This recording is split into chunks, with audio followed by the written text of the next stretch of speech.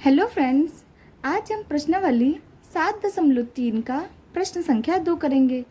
हमारा प्रश्न है AD एक समद्विबाहु त्रिभुज ABC का एक शीर्ष लंब है जिसमें AB बराबर AC है। दर्शाइए कि पहला दर्शाना है हमें कि AD रेखाखंड BC को समद्विभाजित करता है। दूसरा दिखाना है AD कोण A को समद्विभाजित करता है। ये हमारा प्रश्न है। अब इस प्रश्न की आकृति हमें बनानी होगी। कह रहा है AD एक समद्विबाहु त्रिभुज ABC, यानी समद्विबाहु त्रिभुज ABC बोल रहा है। तो सबसे पहले हम त्रिभुज बनाएंगे, समद्विबाहु त्रिभुज। तो हमने ये त्रिभुज बनाया, ये हमने त्रिभुज बनाया। इस त्रिभुज का नाम रखा है ABC, जो कि क्या है, ये समद्विबाहु है। समद्विबाहु यानी कि इसकी दो भुजाएं बराबर होंगी। वो कौन सी है? AB बराबर AC, यानी AB और AC हमारी बराबर है। अब कह रहा है AD एक समद्विबाहु त्रिभुज ABC का शीर्ष लंब है। AD, ये है हमारा AD, ये AD है जो कि ये शीर्ष लंब है। ये शीर्ष लंब है, अर्थात ये हमारा 90 डिग्री दिया हुआ है। अब हमें दर्शाना है कि जो AD रेखाखंड है, यानी जो हमारी ये AD रेखाखंड है, BC को, इस BC को समद्विभाजित करता है, यानी BC को दो बराबर हिस्सों में बांट रहा है। हमें दिखाना है कि BD और CD हमारा क्या है, बराबर है। दूसरा दिखाना है कि AD कोण A को समद्विभाजित करता है। ये जो AD है, ये AD इस कोण को, ये जो कोण A है, इसको समद्विभाजित करता है, यानी दो बराबर हिस्सों में बांटता है। इस कोण को हम 1 मानते हैं, इस कोण को हम 2 मानते हैं। हमें दूसरा क्या दिखाना है कि कोण 1 और कोण 2 हमारा बराबर है। अब हमें जो जो दिया गया है, हम सबसे पहले उसे लिख लेते हैं। हमें दिया है, हमें क्या दिया है कि हमारा AB AC के बराबर है। हमें दिया है कि हमारा AB बराबर AC है, ये हमें दिया गया है। दूसरा दिया गया है कि हमारा ADB ADC, ये दोनों कोण कितने हैं, 90 डिग्री हैं। कोण ADB बराबर कोण ADC बराबर 90 डिग्री। ये दोनों कोण हमारे कितने हैं, 90 डिग्री दिया हुआ है। अब हमें जो सिद्ध करना है हम उसे भी लिख लेते हैं। हमें सिद्ध करना है, हमें क्या सिद्ध करना है कि हमारा BD CD बराबर है, क्योंकि दिखा रहा है जो ये AD रेखाखंड है, ये AD रेखाखंड BC को, इस BC को समद्विभाजित करता है। समद्विभाजित अर्थात बराबर हिस्सों में बांट रहा है, यानी हमारा BD CD के बराबर है, ये दिखाना है। पहले हमें क्या दिखाना है कि हमारा BD बराबर CD है, हमारा BD बराबर CD है, हमें ये दिखाना है। दूसरा हमें क्या दिखाना है कि हमारा जो AD है, यही AD इस कोण A को समद्विभाजित करता है, यानी दो बराबर हिस्सों में बांट रहा है। दूसरा दिखाने कि हमारा कोण 1 कोण 2 के बराबर है, हमारा कोण 1 बराबर कोण 2 है। यही दोनों चीजें हमें यहाँ पे दर्शानी है।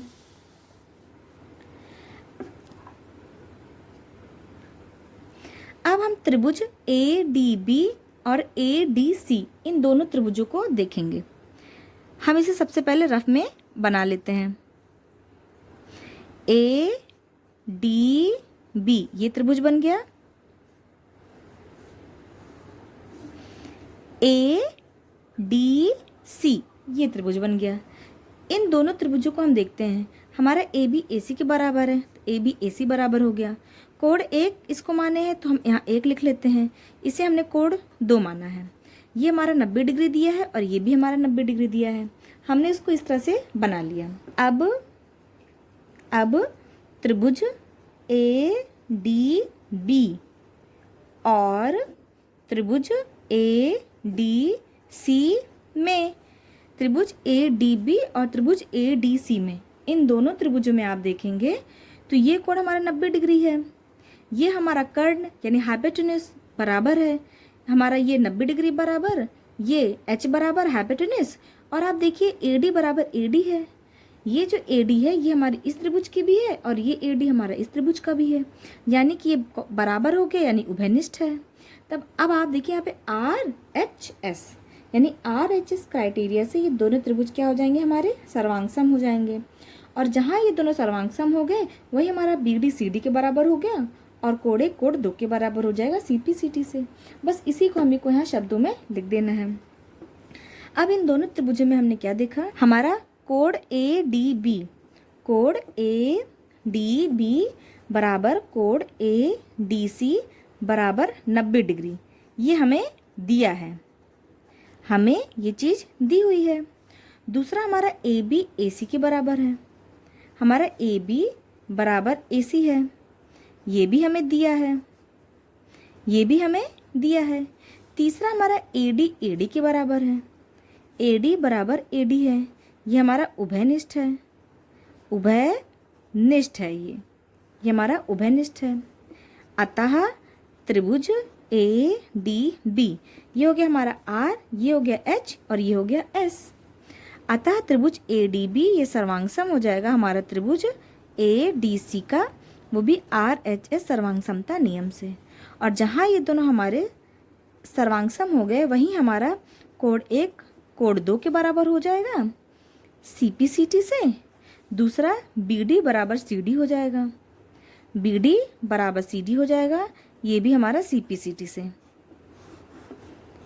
और हमें यही दोनों चीज़ें प्रूव करनी थी, ये हमारा आंसर हो जाएगा। हम प्रश्न संख्या 3 करेंगे। हमारा प्रश्न है, एक त्रिभुज ABC की दो भुजाएं AB और BC तथा माध्यिका AM क्रमशः एक दूसरे त्रिभुज की भुजाओं PQ और QR तथा माध्यिका PN के बराबर है। दर्शाइए कि त्रिभुज ABM सर्वांगसम है त्रिभुज PQN। और दूसरा दिखाना है कि त्रिभुज ABC सर्वांगसम त्रिभुज PQR। ये हमारा प्रश्न है और इस प्रश्न की हमें आकृति यहाँ पे ये दी हुई है। क्या कह रहा है कि हमारा एक त्रिभुज ABC, हमारा ABC ये त्रिभुज है, इसकी दो भुजाएं, एक AB भुजा है और ये हमारे BC भुजा, ये और तथा माध्यिका AM और इसकी माध्यिका हमारी ये AM है। ये माध्यिका AM ये एक दूसरे त्रिभुज की भुजाओं PQ, ये यहाँ पे एक दूसरा त्रिभुज है, इसका PQ, इसका QR और इसकी माध्यिका PN के बराबर है। हमें दर्शाना है कि त्रिभुज ABM यानी कि ये त्रिभुज और PQN यानी ये त्रिभुज, ये दोनों त्रिभुज हमारे सर्वांगसम हैं। दूसरा क्या दिखाना है कि ABC ये पूरा त्रिभुज हमारा ABC ये PQR त्रिभुज के बराबर है। हमारा यहाँ पे AB और ये हमारा BC QR के बराबर है। इसको हम 3 से कर लेते हैं। ये जो हमारा पूरा BC है ये हमारा पूरा QR के बराबर है। ये हमारा AM माध्यिका दिया गया है। माध्यिका अर्थात ये जो AM है वो BC को 2 बराबर हिस्सों में बांट रहा है। ये AM यही माध्यिका है। वैसे ही जो PN माध्यिका अर्थात ये QR को 2 बराबर हिस्सों में बांट रहा है, यानी QN और RN बराबर है यहाँ पे। तो ये माध्यिका का रोल यहाँ पे ये दिया गया है। अब हमें ये त्रिभुज और ये त्रिभुज दिखाना है कि ये दोनों क्या है, हमारे सर्वांगसम है। हमें जो जो दिया गया है उसको लिख लेते हैं। हमें दिया गया कि हमारा AB PQ के बराबर है, ये हमारा AB PQ के बराबर है। दूसरा दिया है कि हमारा ये BC QR के बराबर है, तो इसे भी हम यहाँ पे लिख लेते हैं कि हमारा BC बराबर QR है, हमारा BC बराबर QR है। तीसरा दिया है कि हमारा AM PN के बराबर है, दोनों माध्यिकाएं हमारी क्या है, बराबर हैं, यानी हमारा AM बराबर PN है। ये 3 चीज़ें हमें दी गई हैं और हमें जो सिद्ध करना है हम उसे भी लिख लेते हैं। हमें सिद्ध करना है, हमें क्या सिद्ध करना है, हमारा त्रिभुज ABM, त्रिभुज ABM ये सर्वांगसम है त्रिभुज PQN के, त्रिभुज PQN के। ये पहला हमें प्रूफ करना है। दूसरा हमें सिद्ध करना है कि त्रिभुज ABC सर्वांगसम त्रिभुज पी क्यू आर के, त्रिभुज पी क्यू आर के। तो ये दोनों चीज़ें हमें यहाँ पे सिद्ध करनी है। अब चूंकि ए एम एक माध्यिका है, जो हमारी ए एम है ये हमारी माध्यिका है। ए एम और पी एन, हम ए एम और पी एन, चूंकि ये दोनों हमारी क्या है, ये माध्यिका है। अर्थात अगर ये माध्यिका है, माध्यिका का मतलब क्या, ये बीच का है, यानी कि हमारा बी एम और सी एम बराबर हो गए। अर्थात हमारे यहाँ बी एम बराबर सी एम हो गया, और दूसरा ही वैसे ही हमारा क्यू एन बराबर आर एन हो जाएगा, क्यू एन बराबर आर एन हो जाएगा। मगर हमारा जो हमारा बी सी है वो क्यू आर के बराबर है।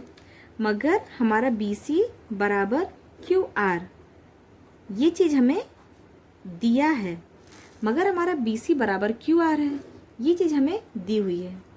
अब जो बी सी क्यू आर बराबर दिया गया है, और जो बी सी है वो हमारा बी एम और सी एम से मिलके बना है। जो बी सी है वो हमारा B M plus C M से मिलके बना है। उसी तरह से जो हमारा क्यू आर है वो क्यू एन और आर एन से मिलके बना है, Q N plus R N से मिलके बना है। अब जो बी एम है, आप यहाँ से देखिए बी एम बराबर सी एम है, यानी कि ये हो गया हमारा बी एम, ये बी एम हो गया। और सी एम की जगह हम क्या लिख सकते हैं, बी एम लिख सकते हैं प्लस बी एम बराबर। अब उसी तरह से ये क्यू एन हो गया, Q N plus R N, Q N दोनों बराबर हैं, आर एन की जगह हम क्यू एन लिख सकते हैं, तो यहाँ पे हमने क्यू एन लिख दिया। अभी हो गया हमारा 2 बी एम प्लस ये 2 क्यू एन, 2 से 2 कट गया, बी एम बराबर क्यू एन हो गया। यानी कि जो हमारा बी एम है ये बी एम और ये क्यू एन, 1 2 3 4, 1 2 3 4, यानी कि अब ये दोनों हमारे क्या हो गए, बराबर हो गए। ये दोनों हमारे क्या हो जाएंगे, ये बी एम और क्यू एन भी बराबर हो गया। अब इन दोनों त्रिभुजों को देखिए, ए बी एम और पी क्यू एन त्रिभुज को, इसे हम पहले रफ में बना लेते हैं। हमने इन दोनों त्रिभुजों को रफ में यहाँ पे बना लिया, इन दोनों को हमने यहाँ पे रफ में बना लिया। अब आप देखिए ये हमारा ए बी पी क्यू के बराबर है, ए एम पी एन के बराबर है और बी एम क्यू एन के बराबर है, यानी तीनों आपस में बराबर है। तो S S S S S से ये दोनों त्रिभुज सर्वांगसम हो जाएगा। बस इसी को हमें यहाँ शब्दों में लिख देना है। त्रिभुज ए बी एम और त्रिभुज पी क्यू एन में, इन दोनों त्रिभुजों में हमारा ए बी पी क्यू के बराबर है, ए बी बराबर पी क्यू, ये चीज़ हमें दी हुई है, ये हमारा दिया है। ए एम बराबर पी एन, ए एम बराबर पी एन, ये भी हमें दिया है, ये भी हमें दिया है। और जो हमारा बी एम है, बी एम बराबर क्यू एन, ये ऊपर हमने यहाँ पे सिद्ध किया था, ये ऊपर हमने यहाँ पे क्या किया था, सिद्ध किया है। अब ये तीनों भुजाएं हैं, ये भी ऐसे, ये भी ऐसे, ये भी ऐसे, अर्थात त्रिभुज ए बी एम ये सर्वांगसम हो जाएगा त्रिभुज पी क्यू एन के, वो भी एस एस एस सर्वांग समता नियम से।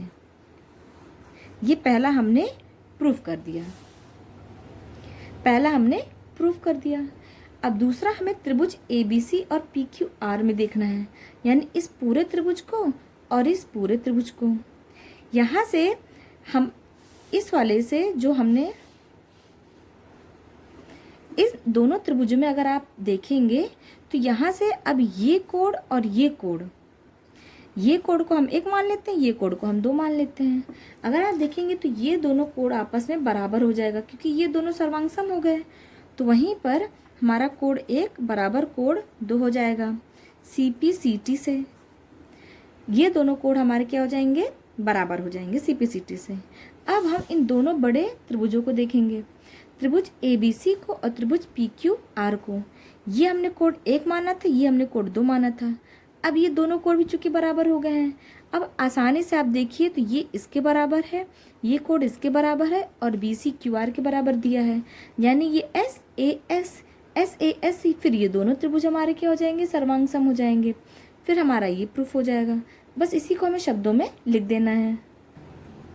सबसे पहले हम त्रिभुज को रफ में फिर से बना लेते हैं। ये हमारा ए बी सी, ये त्रिभुज है हमारा पी क्यू आर। यहाँ ये कोण 1, ये कोण 2, ये इसके बराबर है। हमारा बी सी बराबर क्यू आर दिया है। त्रिभुज ए बी सी और त्रिभुज पी क्यू आर में, इन दोनों त्रिभुजों में आप देखिए तो हमारा ए बी बराबर पी क्यू है, ये हमें दिया है। कोण 1 बराबर कोण 2 हो गया, कोण 1 बराबर कोण 2, ये हमने ऊपर सिद्ध किया था।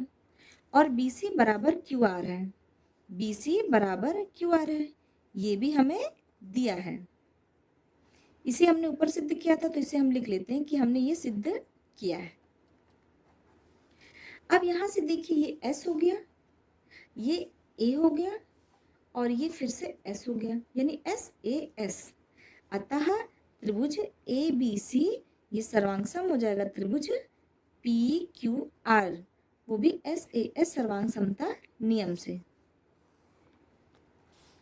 ये दूसरा भी हमने प्रूफ कर दिया और ये हमारा आंसर हो जाएगा। अगला प्रश्न है हमारा प्रश्न संख्या 4।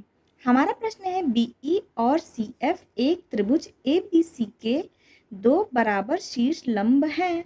आरएचएस सर्वांग समता नियम का प्रयोग करके सिद्ध कीजिए कि त्रिभुज एबीसी एक समद्विबाहु त्रिभुज है। ये हमारा प्रश्न है। अब इस प्रश्न की आकृति हम बनाते हैं। कह रहा है कि बीई और सीएफ एक त्रिभुज एबीसी, यानी सबसे पहले हमें एक त्रिभुज बनाना है ए बी सी। हमने त्रिभुज बनाया ए बी सी, ये हमारा त्रिभुज ए बी सी। इसमें कह रहे हैं बीई और सीएफ ए बी सी के 2 बराबर शीर्ष लंब हैं। शीर्ष लंब है बीई, ये हमारा हो गया बीई, सीएफ ये हमारा हो गया सीएफ। सीएफ और बीई शीर्ष लंब अर्थात ये 90 डिग्री बना रहे हैं। ये हमारा क्या बना रहा है, 90 डिग्री। अब कह रहा है आरएचएस सर्वांग समता नियम का प्रयोग करके हमें आरएचएस का प्रयोग करना है। इसका प्रयोग करके सिद्ध करना है कि जो त्रिभुज एबीसी है, ये त्रिभुज हमारा एबीसी ये समद्विबाहु त्रिभुज है। समद्विबाहु मतलब इसकी 2 भुजाएं बराबर होंगी। हमें यहाँ पे ये चीज दिखानी है।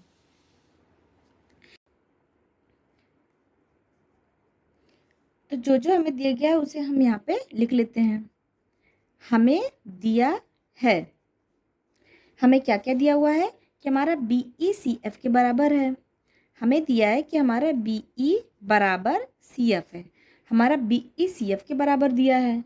दूसरा कि हमारा बीई सी और सी एफ बी ये दोनों कितना है, 90 डिग्री है। हमारा जो कोड है बीई सी बराबर कोड सी एफ बी, ये दोनों कितना दिया है, हमारा 90 डिग्री दिया हुआ है। इसे भी हम लिख लेते हैं। हमें सिद्ध क्या करना है, हमें सिद्ध करना है कि हमारा त्रिभुज एबीसी समद्विबाहु त्रिभुज है। हमें सिद्ध करना है कि हमारा जो त्रिभुज है त्रिभुज एबीसी एक समद्विबाहु त्रिभुज है। हमें ये चीज यहाँ पे सिद्ध करनी है। बीईसी, तो बीईसी हमारा कैसे बना है, बीईसी हमारा कुछ इस तरह से बना है। ये है बी, यहाँ पे ई और यहाँ पे सी। दूसरा बीईसी हमने बनाया और दूसरा हम सी एफ बी बनाएंगे। तो सी एफ बी भी हम कुछ इसी प्रकार बनाएंगे। यहाँ से शुरू करें तो यहाँ पे सी, ये एफ और ये बी। इन दोनों त्रिभुजों को हमने यहाँ रफ में बना लिया। अब चूंकि बीईसी ये 90 डिग्री है और सी एफ बी ये 90 डिग्री है और हमारा बीई और सी एफ बराबर दिया गया है। बी ई और सी एफ ये हमारा बराबर दिया गया है। तो देखिए आप, ये हमारा 90 डिग्री है यानी आर हो गया। ये जो बी सी और सी बी है ये हमारा उभयनिष्ठ है, क्योंकि जो बी सी है हमारा ये बी सी है, ये बी सी हमारा इस त्रिभुज का भी है और ये बी सी हमारा इस त्रिभुज का भी है, यानी बी सी हमारा उभयनिष्ठ हो गया। तो बी सी और सी भी हमारा क्या हो जाएगा, बराबर हो जाएगा। अब यहाँ आसानी से देखिए आर, ये एच और ये एस, यानी आर एच एस से ये दोनों त्रिभुज क्या हो जाएंगे, हमारे सर्वांगसम हो जाएंगे। और जहाँ ये दोनों त्रिभुज हमारे सर्वांगसम हो जाएंगे वहीं हमारा ये पूरा कोण बी, ये पूरा कोण बी और ये पूरा कोण सी दोनों बराबर हो जाएंगे। और जब कोण बी और कोण सी बराबर हो जाएगा तो इस चूंकि जब बराबर कोणों की जो सम्मुख भुजाएं हों फिर वो भी बराबर हो जाएंगी, यानी हमारा ए बी ए सी बराबर हो जाएगा। ए बी ए सी बराबर का मतलब ये त्रिभुज हमारा क्या हो जाएगा, समद्विबाहु त्रिभुज हो जाएगा। बस इसी को हमें शब्दों में लिखना है।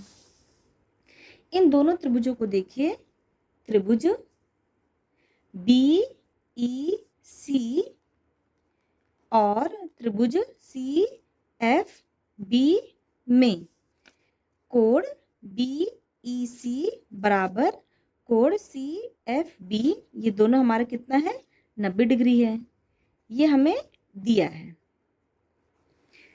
और हमारा बी ई सी एफ के बराबर दिया है, बी ई बराबर सी एफ, ये हमें दिया हुआ है। और जो हमारा बी सी और सी बी है, बी सी बराबर सी बी हो जाएगा, ये हमारा उभयनिष्ठ है, यानी कि ये चीज़ हमारी कॉमन हो गई। अब ये हो गया हमारा आर, ये हो गया हमारा एच और ये हो गया हमारा एस, यानी आर एच एस। अतः त्रिभुज बी ई सी ये सर्वांगसम हो जाएगा त्रिभुज सी एफ बी, वो भी आर एच एस सर्वांग समता से।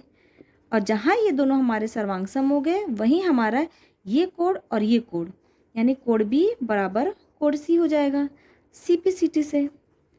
जब ये दोनों कोण बराबर हो जाएगा तो आप मेन डायग्राम में देखिए, जब बी और सी बराबर हो गया तो हमारा ए बी और ए सी बराबर हो जाएगा। अतः ए बी बराबर ए सी हो जाएगा। इसका रीज़न यहाँ लिख देंगे कि बराबर कोणों के सम्मुख भुजा बराबर होती है। जब ये दोनों बराबर हो जाएगा अर्थात त्रिभुज ए बी सी एक समद्विबाहु त्रिभुज